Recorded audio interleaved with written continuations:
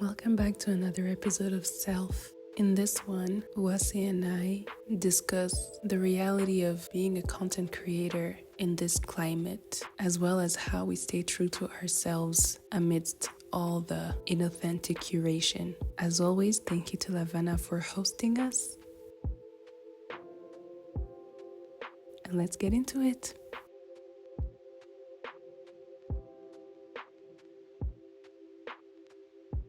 Welcome. Thank you. Thank you for having me. Great. How are you feeling today? Excited. Yeah.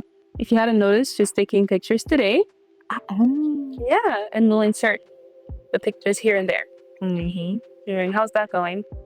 It's cameras scare me. I was telling Tecla, cameras scare me a little bit because I'm used to my phone and I've never really been a photography person. But this is very fun to experiment with.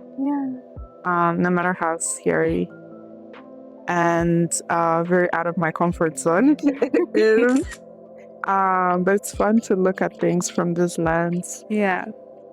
Do you think it's something that eventually you're gonna venture into? Yes, because I love taking pictures of people. If my friends don't say the contrary, I think I take really good pictures of people. Yeah.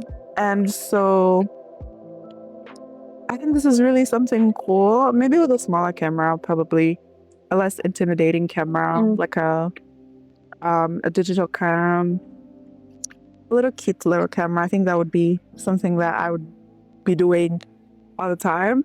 I remember when we were younger, my mom had a digital cam, a small digital cam, and I was the only one who used it. She didn't use it either? No, she just had it for vibes. And she would also not let us use it. We would only use it when we were in like vacation or something. But usually it would be kept in her room away from our reach. But yeah, I think this is really, really cool and something I would take up. But like for fun, for memories, for memory keeping, not something like professionally. I'll stick to video. I'll stick to video. Yeah, splitting up. How did you get started with content creation? Girl, I mean, okay. I grew up on YouTube. I grew up with a lot of and I was also like a homebody since very, very young. I mean, part of it is that my parents are really strict. But I learned how to do everything on YouTube. I learned how to do my makeup on YouTube. I learned about like different things about the world. So many things I learned through YouTube. And so it felt like the natural trajectory of things for me to end up on TikTok. I remember, so I started TikTok around 2021.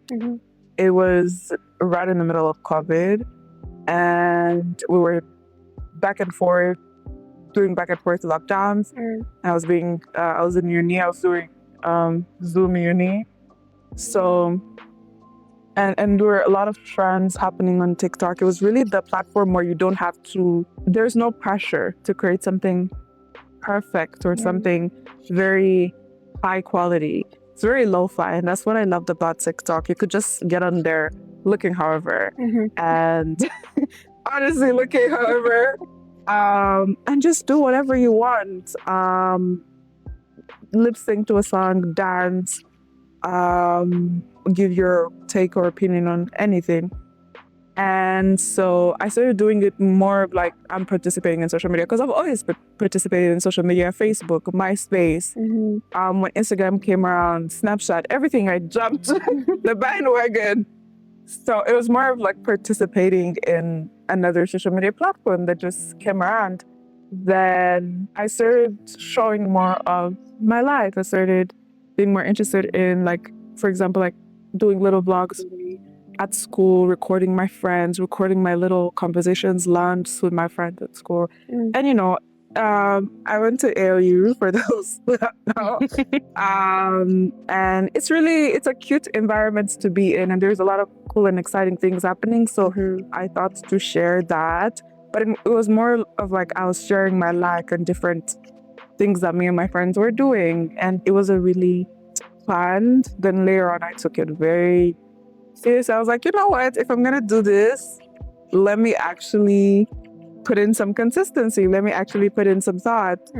And one thing that I really was keen about or very intentional was not niching down.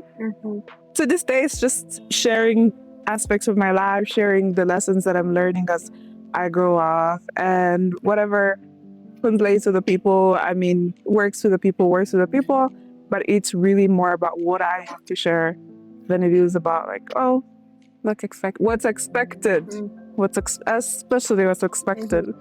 I might get a little bit of shade from this, but I remember one of the things I was, there are a lot of content creators I started with that have built way bigger communities. Right. And I remember one of the things I didn't want to do is one of the things I've been very keen about is continuing to do my content in English. And it might sound contrary to people who know me and who know my decolonization perspective and decolonization principle. But there's this very specific attention that comes when you start speaking Kinyarwanda on the platform. And it's not really the hits that I want. Yeah. Plus, I also have friends who don't speak Kinyarwanda. I also want to speak to people who don't speak Kinyarwanda. And I think there's also a lot of storytelling opportunity that comes with not speaking Kinyarwanda and speaking other languages that are easily translatable to people around, just in the region, you know. I remember, especially when it comes to like a lot of denialism and conversation around denialism in this country, there's a lot of things that are said, but that are said in Kinyarwanda in ways that are not accessible to other people.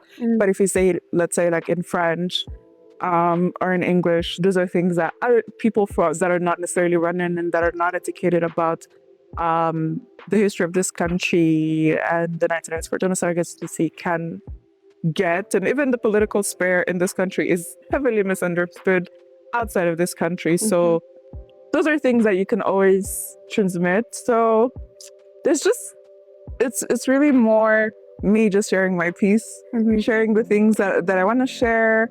Not niching down, not doing what people expect from me, because there is also a specific type of community I want to build. And I sometimes I brag and I'm like,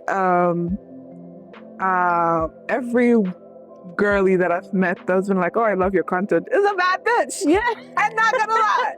It is a bad bitch. They are a bunch of bad bitches. Yeah.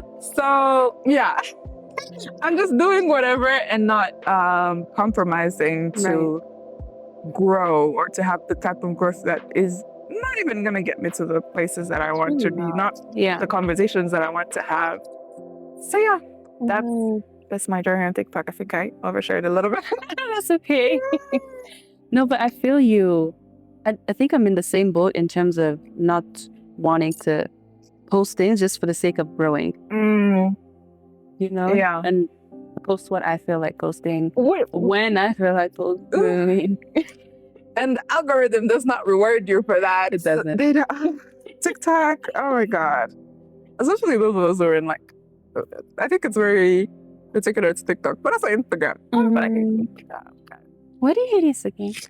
Instagram feels very curated, overly curated for me. Yeah. And even the curation is not inspiring. It's very, I was having a conversation around Imitenyero and we're Jerili, but and I was saying how I don't want Imitenyero to have, you know what they did to Ashore in Nigeria? They specifically aesthetic.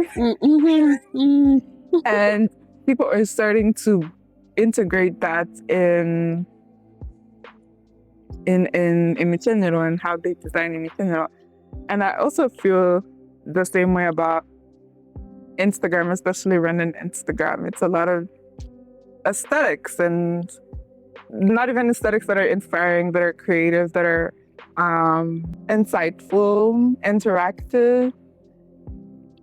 So that app kind of, it's not, but also I heard another take on it is that our Instagrams were built when we was just sharing with our friends or people that were around it. So high school people, primary school people. So these are not really people who are alive to the current versions of us. So maybe that's another reason as to why I'm not comfortable posting on Instagram. I'm not comfortable sharing on Instagram because it maybe majority of the audience are people who knew me in another life, in another version of me that is not who I am today.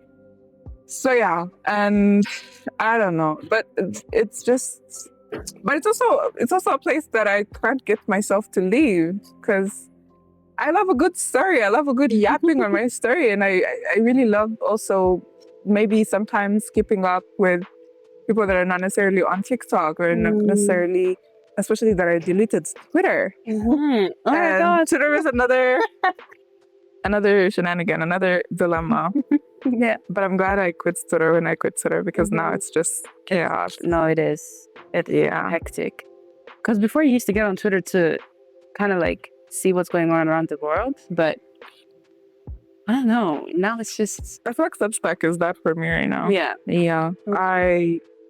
I mean, it's way more long form and way more attention span friendly because it's long form content, although there are changes happening on Substack that are also a bit questionable. Like what? But like the introduction of reels type of content, like short form. Yeah. There too? Yeah. Where's everyone? It's not really popular, but at the same time, you have to expect it to pick up a bit because people didn't expect reels to pick up on Instagram. Yeah. But it did. At the end of the day, that's the content that is being pushed out. So, yeah. And every social media platform is doing what TikTok is. TikTok is that girl. TikTok's the You have to give it to her. Yeah. She is a blueprint for a lot. I just saw that Instagram introduced the repost method. I was like, please. Isn't that crazy? I know. They're not coming up with anything new. They're just coming up with whatever TikTok Is working coming elsewhere. with. Yeah. And I'm like, okay, I'm ahead is on because if TikTok is literally the same thing as Instagram, people are gonna end up audiences. Yeah. Because TikTok is, but I might also be speaking from the bubble that is my algorithm. TikTok is very raw. It's not too much curation. It's not too much like HD 4K images. It's not wearing full beats outfits. It's one video with someone wearing their pajamas and the bonnet, and another video someone is in chaos. And it's just, it's TikTok. It's nobody's feeling pressure to do or to look a certain way or to look very made up. But Instagram is very, I think there's always going to be a difference. They might try to be TikTok, but the audiences and their intentions and what they're interested in are always going to be different. Yeah. Yeah. What do you think about YouTube?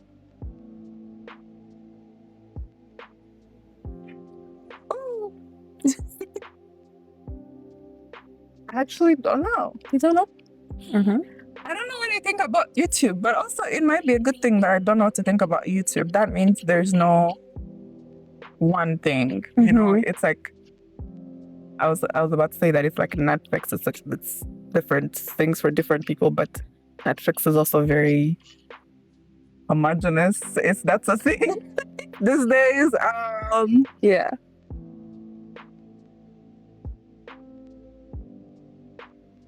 What are we talking about? YouTube.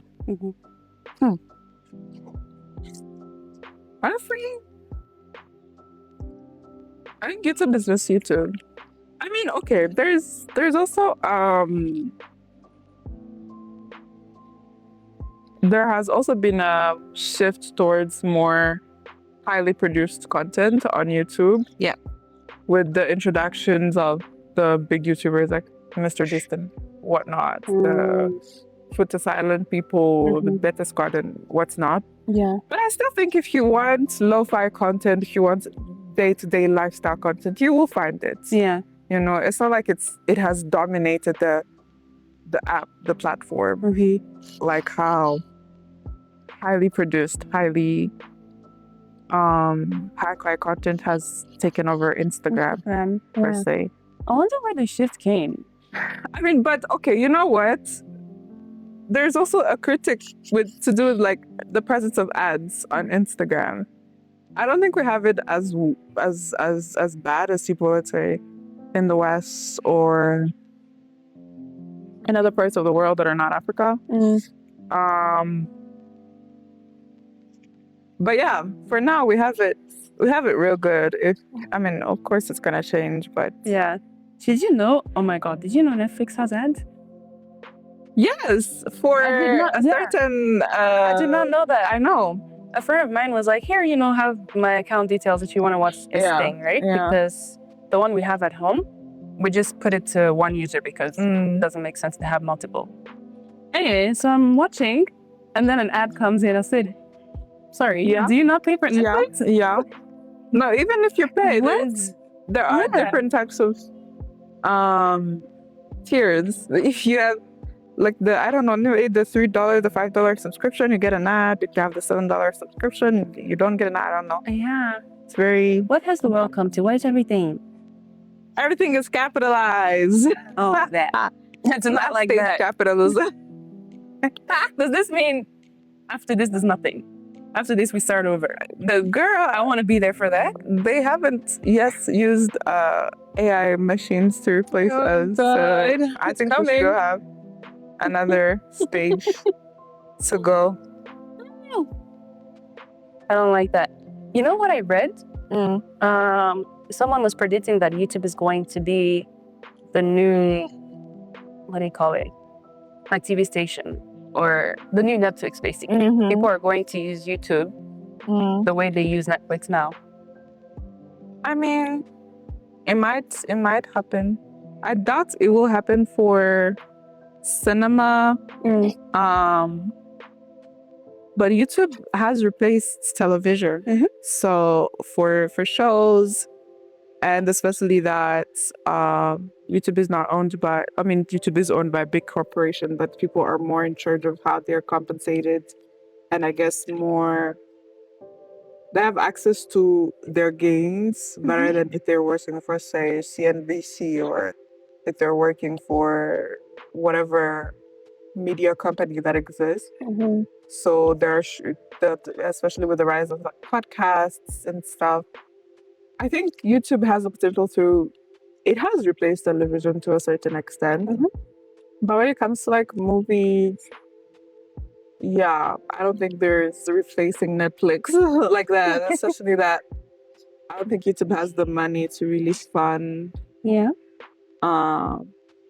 But they could. They could. But I don't think because YouTube is a creator platform. So I don't think they're going to make this switch or find a way to balance funding Hollywood's works and funding the creator economy. No, I don't think it's gonna happen. I think it's gonna happen when it comes to shows, when it comes to especially these very like commentary oriented shows. But for the rest, I don't think it's gonna happen. So we spoke about Instagram being a platform that's heavily curated, aesthetically driven, and whatnot. How do you stay true to yourself as a content creator in that world? I think the same way I stay true to myself in the real world. Yeah. I check myself. I'm trying to be consistent with it, but it's work, it's labor that I have to put in every day. I think journaling has helped me a lot because I get to process all the emotions that come in at whatever stage. And I think it's also that I guess I'm now better at naming my emotions and naming how I feel and identifying what is making me feel that way. So that is also how I stay true to myself on TikTok. But also participating in every social media platform involves some sort of performance, but the performance has to be aligned with who you are. Yeah. So that's how, and I also say no, however not beneficial that is for me. I also say no to a lot, and I make sure whatever is out there is something that I'm really proud of, something I'm intentionally willing to share. For example, like, vlogs are really cute, but there are parts of my life that I'm not necessarily interested in sharing. My family likes to say like, oh, why don't you involve us in your content? I'm like, maybe I don't want to share that part of my life, not because there's something wrong with my family, but because I don't trust the internet with my family. I don't trust the internet with my sister, my brother, my mom, my dad. Because at the end of the day, tomorrow or after tomorrow, God forbid, I might become the main character on the internet, and these will be the first targets of any sort of doxing or negativity. So I try to limit what I share, depending on what I'm safe, what I feel safe sharing, but also what makes sense for the. I was about to say what the type of message I want to share, but I don't think I have one specific type of message. Yeah. Maybe I have a direction, I don't know, but I don't think I have one specific message that I want to share. Yeah, I don't think you have one specific message. Yeah. But you, like you said, you don't really have a niche. It's just you. Like whatever you're sharing is okay. This is what she is. This is what she's into. Yeah. I mean, that can also be very, I wouldn't say disadvantageous, but it's better to grow an audience or community when you niche down. For sure. So it might be me putting a sword or stabbing myself in the back with how I roll. But it's also like, at least I'm not boxing myself, confining myself to something in particular.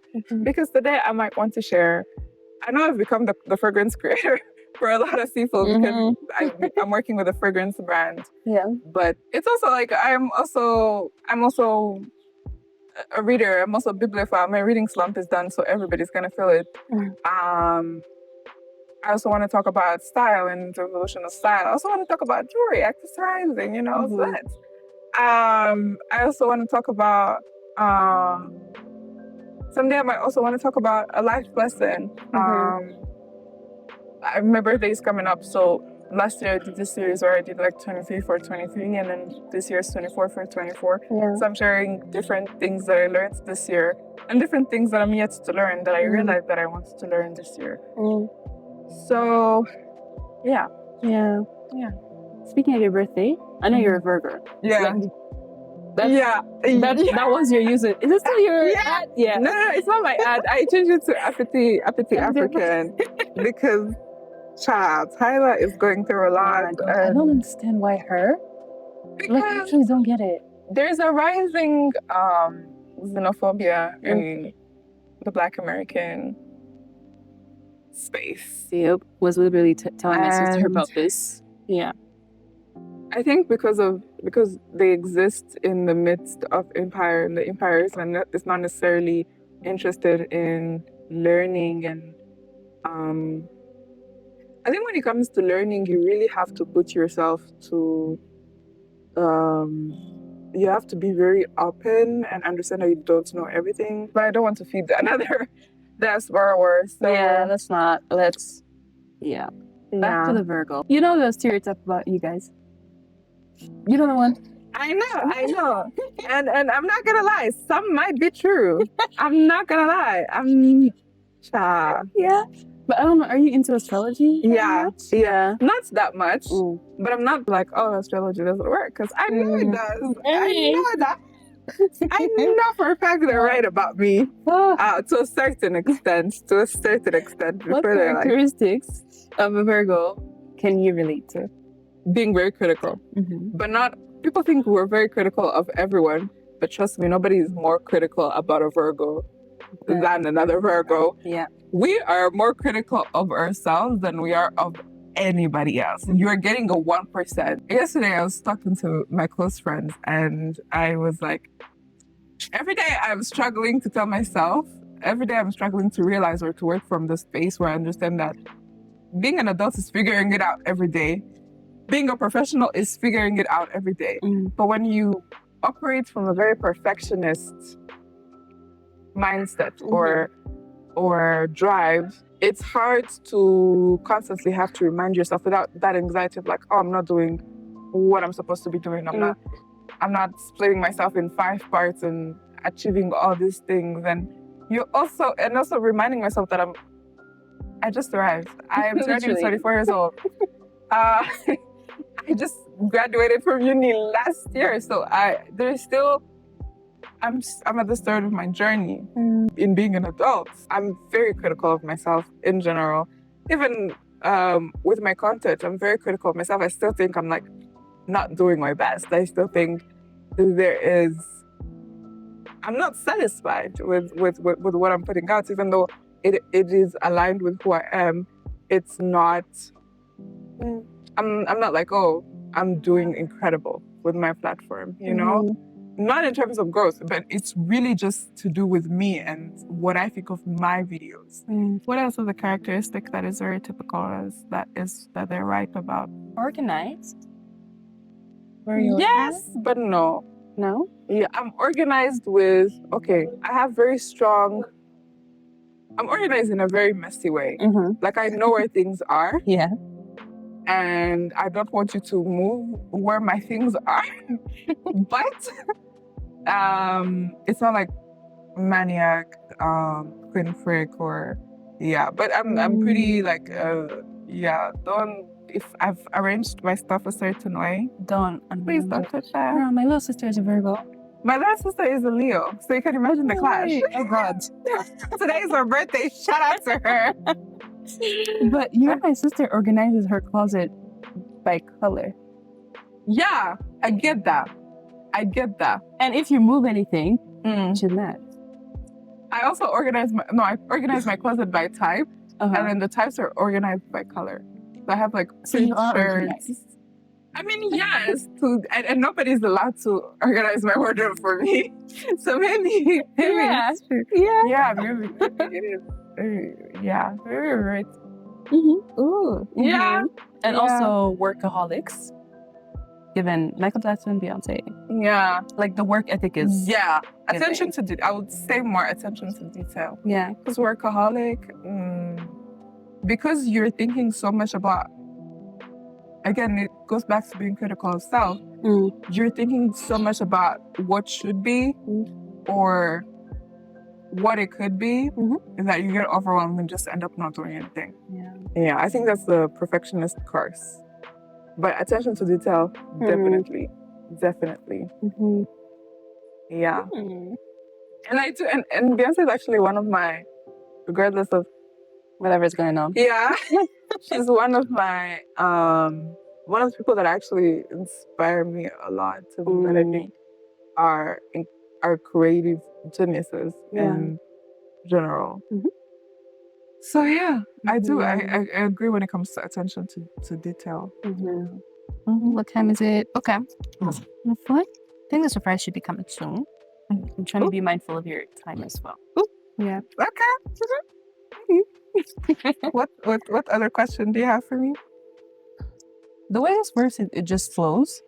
So is there anything you want to share? Oh, I had seen something on your on the questionnaire that you sent me about voices. How did I find my voice? Yeah. I think I found my voice. You don't think so? I don't think I found my voice. I don't think I'm also wanting to find like one specific voice. I think I want multiple voices. Yeah, and the people who relate to those voices will come. You know, it goes back to like me not wanting to niche down. Yeah. Or not wanting to adopt a strategy that will bring in like a very, very, very fast growth. It goes back to, I don't just want to be Uwase the fragrance creator, Uwase the fashion creator, Uwase the lifestyle creator.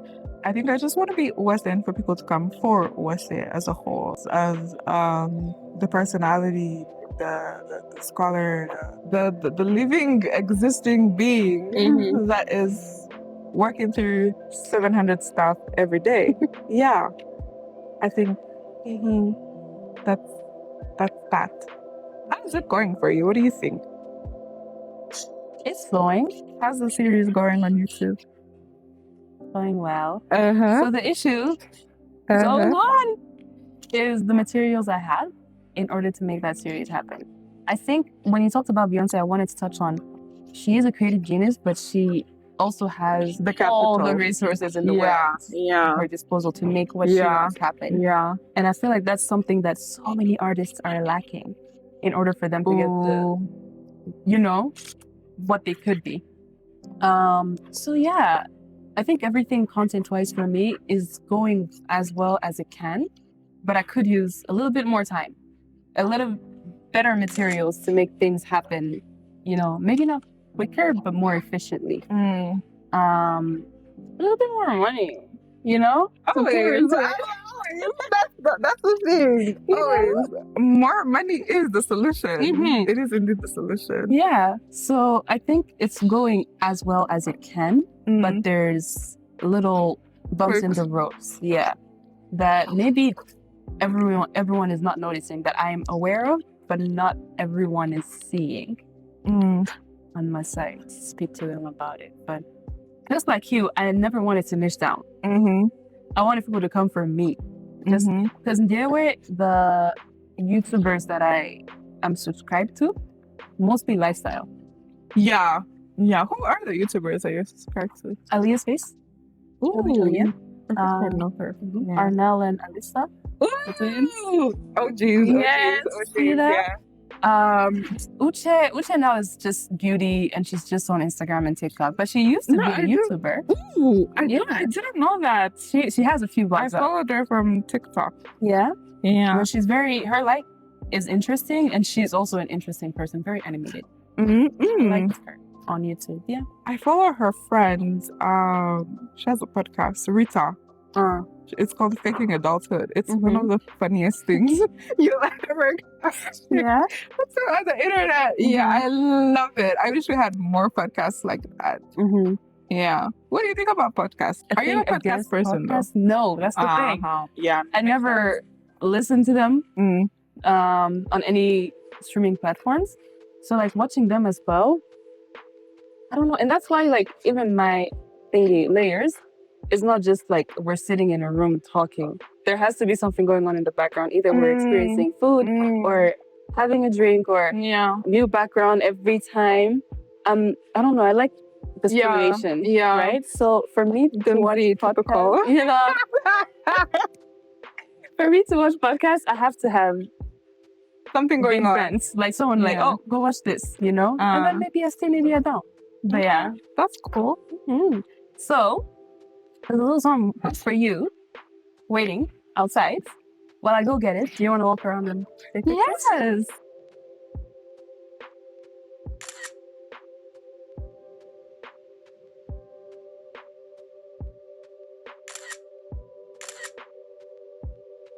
The surprise was, of course, flowers from Nady's Bouquet. We're so grateful to be sponsored by women-led businesses that share the same values as us. This is for you. So much weight.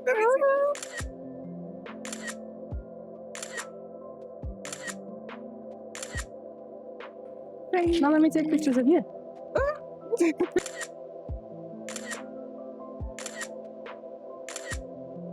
We've come to the end, and as we wrap up this episode, I want to invite you to ask yourself, how do you stay authentic even when no one is watching?